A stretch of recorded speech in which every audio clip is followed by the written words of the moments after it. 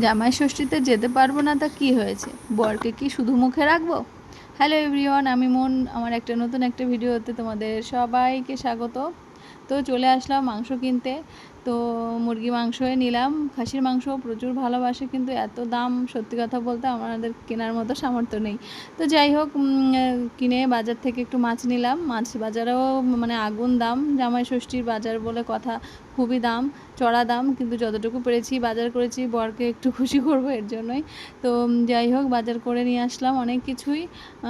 আর ঘরে অনেক কিছু ছিল না, সেগুলো নিয়ে আসলাম। তারপরে বাড়িতে এসে সঙ্গে সঙ্গে ইভানের খাবার বানিয়ে দিলাম, প্যানকেক করে দিলাম, গাজর, পেঁয়াজ, একটু আটা আর একটু সুজি দিয়ে বানিয়ে দিলাম। ও তারা খেতে থাক, তারপরে আমি আস্তে ধীরে রান্নাটা করব। তো দেন করে দিয়েছি, বেশ মজা করে খেয়েছে আমার সোনা বাবাটা। তো খুব খুশি। তো এখন বলছে খাবো না, আমি ঠান্ডা হোক তারপরে খাবো। ঠিক আছে। তো এর মধ্যেই ভাজাটা বসিয়ে দিলাম, আর তার আগেই আমার কাতলা মাছের ঝোলটা হয়ে গেছে। আজকে কাতলা মাছের ঝোলটা হচ্ছে কি বলে, পোস্ত দিয়ে বানিয়েছি, বেশ টেস্টি হয়েছে। আর ডালটা একটু মশলাদার ডাল বানাচ্ছি, তো ভাজা দিয়ে খেতে বেশ মজা লাগবে। তো আলু আর চিকেন খুব ভালো করে কষিয়ে নিয়ে ঝোল দিয়ে দিয়েছি, আর হয়ে এসছে। আর তারপরে দিয়ে দিয়েছি পেঁয়াজ ব্রেস্তা, একটু তুলে রেখেছিলাম, সেটা দিলে একটু মাংসের ফ্লেভারটা ভালো আসে। তো ব্যাস, আমার প্রায় রান্নাবান্না কমপ্লিট, এটা হলেই হয়ে যাবে, আর বাকি সব রান্নাগুলো হয়ে গেছে। তো এবার চলো একটু রেডি হই। তো ওই যে রেডি হয়ে নিলাম, একটু শাড়ি পরলাম। তো সিম্পল দিনটা রয়েছে, তো ভাবলাম একটু স্পেশাল করা যাক। তো সেই জন্য একটু শাড়ি পরে নিলাম। আর দেখো রান্না করেছি চিকেন, আর এদিকে আলুর তরকারি, ডাল, কাতলা মাছ, আর এই কয়েক রকমের ভাজা, পটল ভাজা, আলু ভাজা, বেগুন ভাজা। তো ব্যাস এটুকু দিয়েই আমার বরকে খুশি করব আজকে। আর হচ্ছে ও বলেছে মিষ্টি নিয়ে আসবো, আর এই যে ও লুচি ভীষণ ভালো খায়, সেই জন্য একটু লুচি বানিয়ে নিলাম।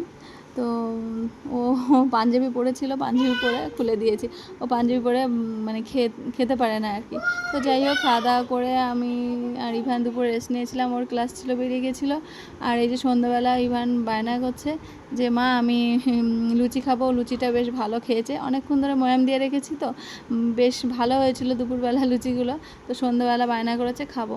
তো আমি ওর জন্য কয়েকটা বানিয়ে দিলাম, আর আমি আমার জন্য একটু চা করে খেলাম।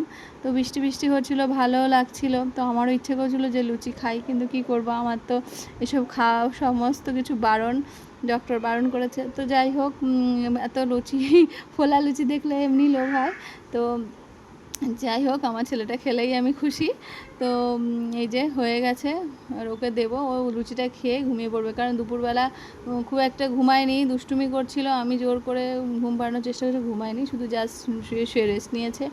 আর দেন ওর পাপা বাকিটা আসলে বানাবো। তো চলো আজকের ব্লগটা এখানে এন্ড করছি, টাটা।